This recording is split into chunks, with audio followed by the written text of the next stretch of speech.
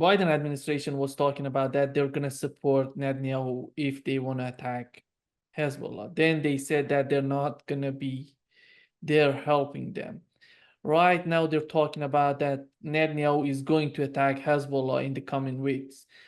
And what's your understanding on the Biden's policy in Gaza right now, considering what's going on with him in this 2024 presidential election?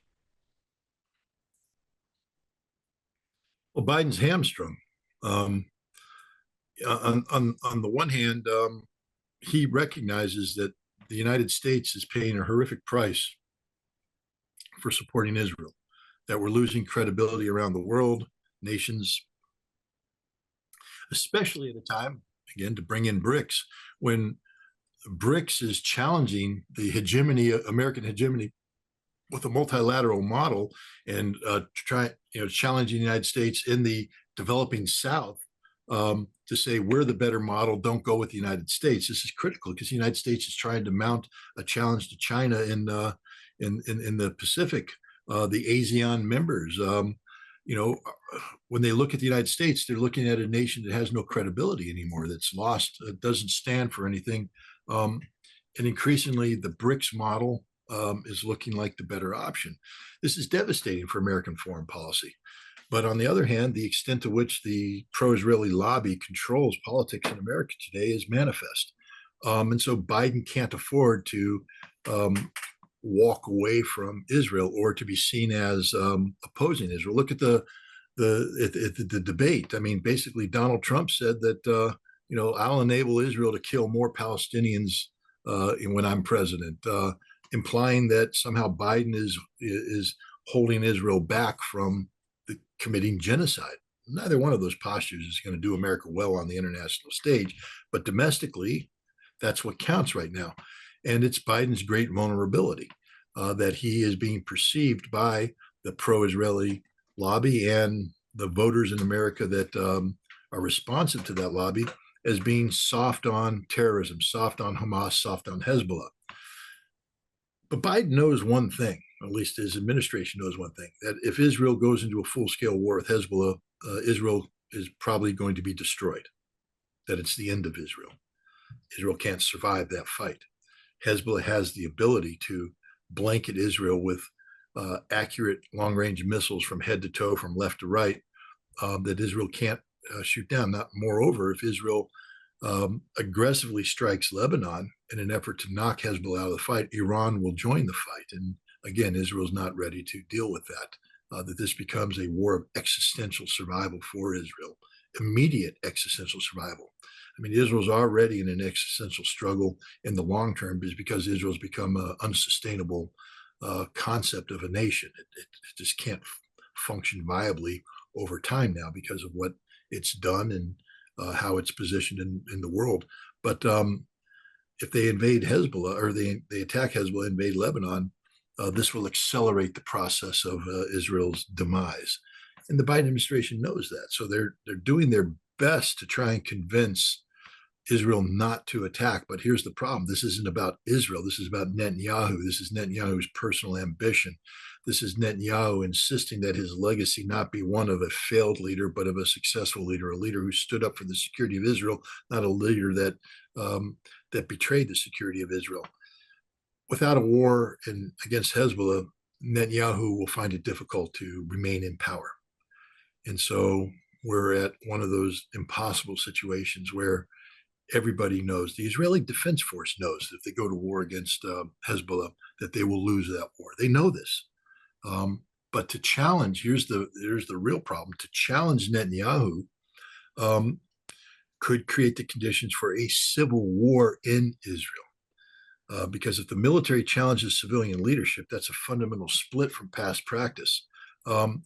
And then you will see that there will be elements, the West Bank settlers, the far right will rally behind Netanyahu, and we could see fighting in the streets. Even before the Hamas conflict, remember, there was already significant domestic unrest against Netanyahu because of his desire to bring under control the judiciary in violation of the basic laws of Israel. Israel has no constitution, but they do have basic laws. And this put hundreds of thousands of Israelis in the streets. And it got to the point where the president of Israel said that there's a real risk that Israel will fall into civil war, not civil conflict, not civil unrest, civil war. That implies organized formations on either side fighting against each other.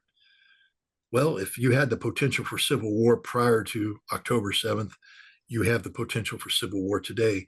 And that's one of the reasons why the Israeli military isn't doing what it must do at this point in time, is to stand up to Netanyahu and say, no, we're not going in there. Because to do that could create a civil war where radicalized reserve units of Talmudic scholars who are 100% behind the genocidal policies in Gaza face off against more professional units that recognize the futility of trying to win a war that can't be won.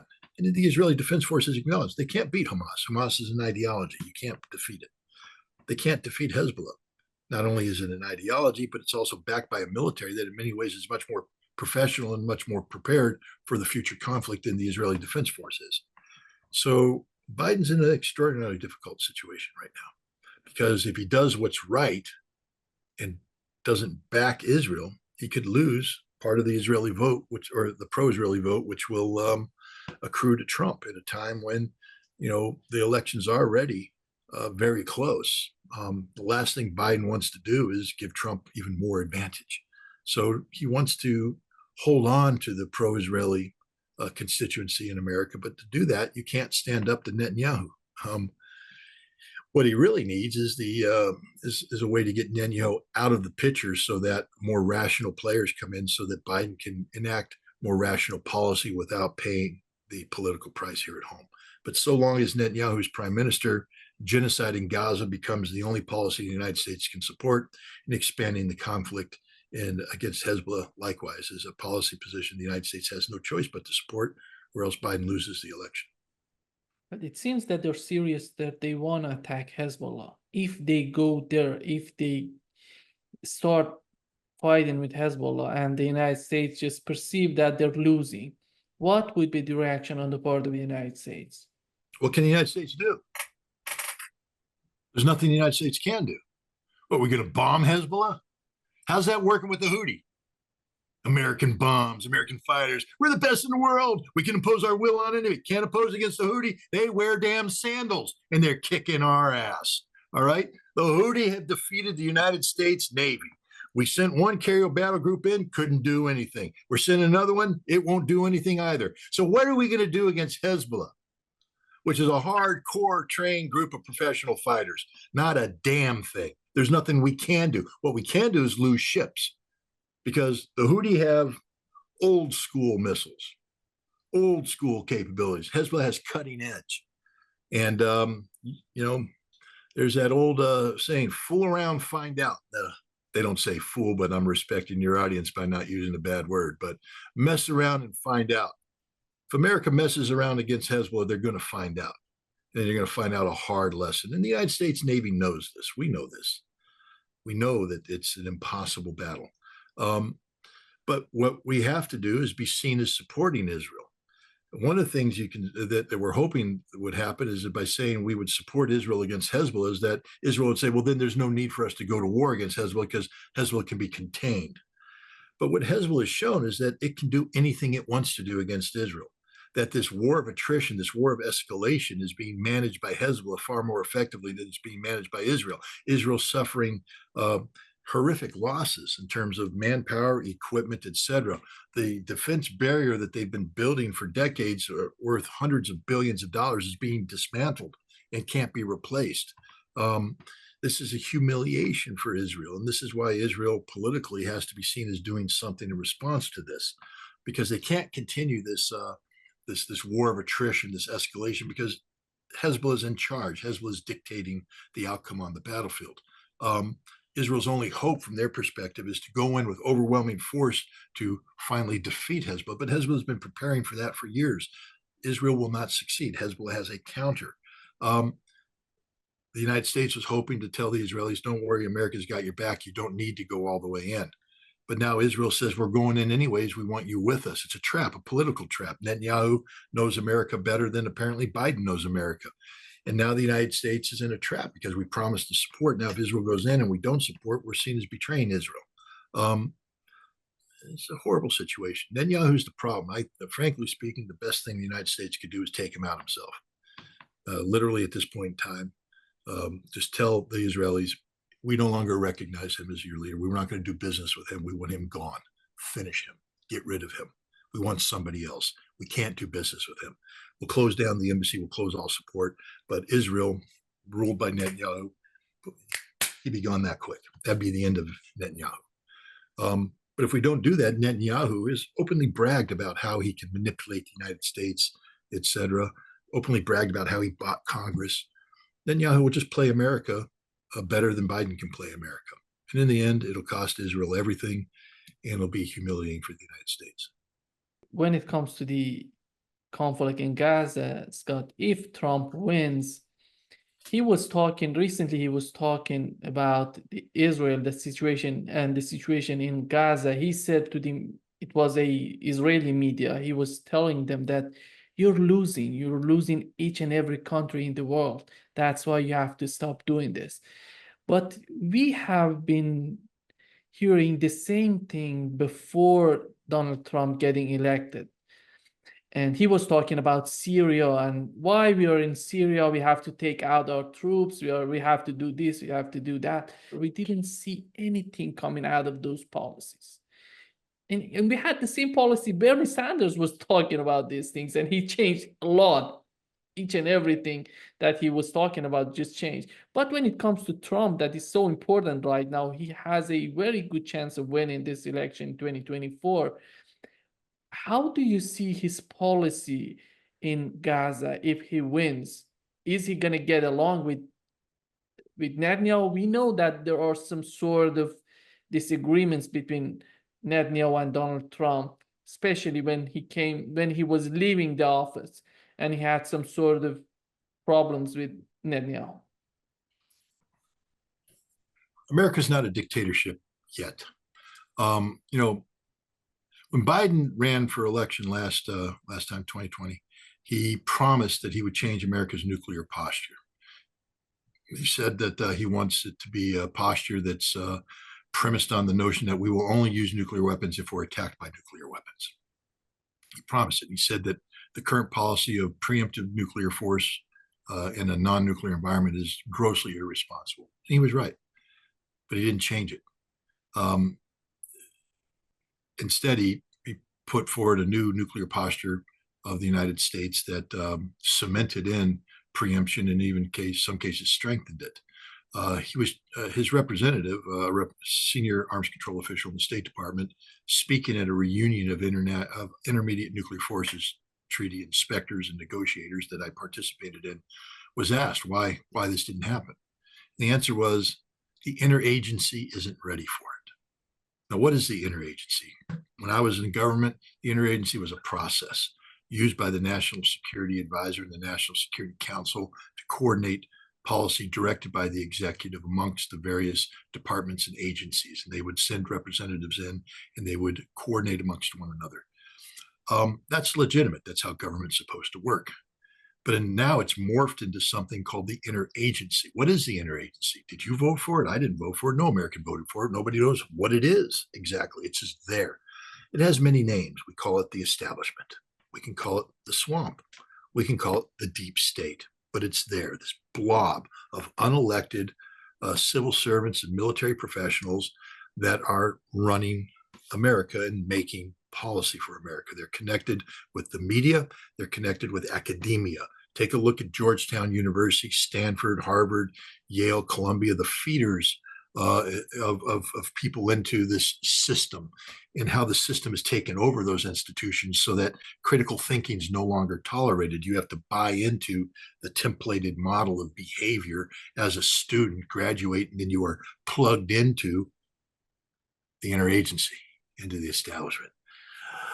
Donald Trump may very well win the presidency. Who does he have to fall back on? Was Mike Pompeo anything other than the interagency, the establishment? Was John Bolton anything other than? Donald Trump doesn't have the Donald Trump Academy of civil servants to say, okay, I'm going to pick these people. He's going to have to pick people that come from the establishment. And so the establishment will own him from day one. Now, he has claimed that he's going to come in and fire everybody in the establishment that disagrees with him and replace them with people that he handpicked. But where are they coming from? Where are the people he will handpick come from? They're just a different flavor of the establishment. There's no new thinkers out there. There's no critical thinkers out there. All the critical thinkers have been starved out, strangled, killed, wiped out. When I say killed, figuratively killed. But anybody who's in a position to influence policy today has been consumed by the establishment. They belong to the establishment. So Donald Trump is higher than a kite to think that he's going to come in, snap his fingers, and make things happen. That's why nothing happened under his old administration, because he snapped his fingers and they went, nope. You remember when he ordered all troops out of Syria? They didn't leave. They increased. Why? They lied to him. They just played games. They shuffled people around. They're the establishment. It's a British comedy series. I think it's a Minister or Yes Minister or something of that nature. Very funny comedy series. But the whole notion of it begins with an election and a new minister is appointed, and he comes in and he has to deal with the permanent civil service. And you just see how he wants to do things, and the civil service ensures that it never gets done. Why? Because they don't want change, because they have the system they're happy with. Ministers come and go, but the blob stays the same. That's the same thing in America. It doesn't matter who the president is. Vladimir Putin hinted at it when he talked about, presidents can promise the world, but as soon as they become president, men in dark suits and dark ties and briefcases come down and sit down and talk to them. And suddenly they're told there's the way that it's going to be done, and your way isn't that way. So that's the reality. Donald Trump, the one time he tried to deviate significantly from the will of the establishment was on North Korea, and he got stabbed in the back by his Secretary of State and his National Security Advisor, because the establishment's not looking for new policy, innovative policy, successful policy.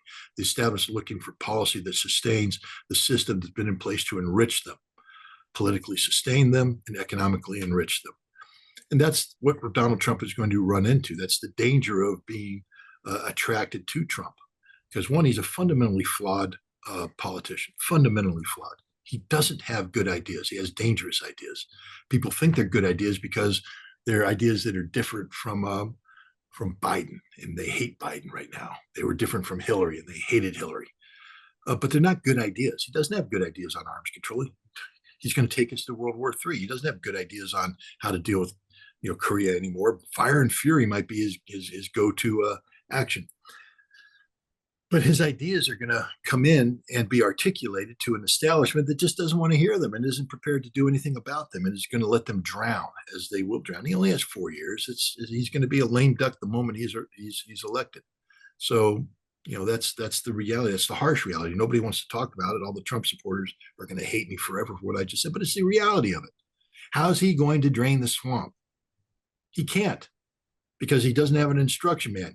The instruction manual he does have is written by the swamp, and it leads you down artificial paths. But at the end of the day, you get tied up, confused, and nobody's there to support you. Who is going to be Donald Trump's Secretary of State? I'd like him to articulate that right now. And even if he picks somebody like he did last time with Rex Tillerson, how is the State Department going to support an outsider like that? Because the State Department is the blob. Are you going to fire everybody in the State Department, which he claims he might want to do? Who are you going to replace them with? People who graduate from Donald Trump University? No. So, people just have to start thinking about what they're asking. To make political change in America, you can't just change the president. You have to change Congress. You have to change the way we do business. You have to take money out of politics. There has to be fundamental changes from the ground up. But the idea that we can take this corrupt edifice that's called the American political triangle, and simply by lopping off the top and putting something different, we change anything. We change nothing whatsoever. Just to wrap up this session, Scott, when you look at the bigger picture of the Middle East before the conflict started in Gaza and right now, how do you find it right now? Well, what's interesting is Under Trump, they implemented something called the Abrams Accords. The Abrams Accords was basically the notion that the United States could broker diplomatic reconciliation between Israel and various Arab nations to get the recognition of Israel and the integration of Israel into an overall scheme that promoted American hegemony, American control of the region. And it looked like things were moving in that direction. Indeed, there was talk, up until the end about normalization of Israel and Saudi Arabia was an advanced state of talk when October 7th happened. But the reality is, go back in time. Go back to when the moment when Saudi Arabia started selling more oil to China than the United States. And then read the news reports, read the analysis and what that meant. That meant that Saudi Arabia was strategically committed on a path that its inevitable outcome would be a withdrawal from the petrodollar. Because once you start dealing with China, and China's not going to buy into perpetuating the petrodollar, means Saudi Arabia is going to have to accept currency other than the dollar. And when China becomes the major consumer, you're going to. So what happened here, China making this decision didn't happen in a vacuum. It's been happening for some time now. Turkey's been trying to be a member of the EU forever, and the EU has rejected Turkey forever. Turkey's been in violent opposition to many EU policies. And I say violent, take a look at what they're doing in northern Syria. Take a look at what they're doing in Libya. Remember that the Turkish Navy almost went to war against the French Navy a while back, escorting weapons supplies into Libya. Turkey is in fundamental disagreement with Greece, a European nation, fellow member of NATO. So when Turkey finally wakes up and says, we'd like to be invited to BRICS and look that way, it didn't happen in a vacuum. It happened because the EU has never welcomed Turkey into it. Europe has never welcomed Turkey into it. And BRICS is a forum that addresses the Turkish approach, which is a multipolar approach that has Turkey as an equal. Turkey wants to be seen as an equal. Europe wants Turkey to be this subordinated power, not an equal, but sort of a neo-colonial relationship. BRICS offers something different. That decision didn't happen in a vacuum. Nothing happens in a vacuum. History is involved in everything. And you take a look at all the decisions being made now.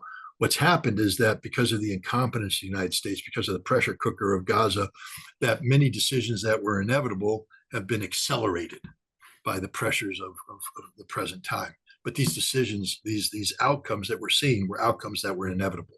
There's very few outcomes here that weren't predictable in the past, even Israel's demise.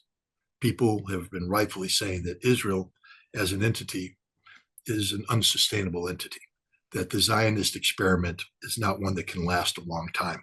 What we're seeing now is because of the conflict that inevitable outcome is being accelerated, but it's not an outcome that was solely dictated by the present day situation. It was an outcome that was dictated by the history of the region, the history of the world.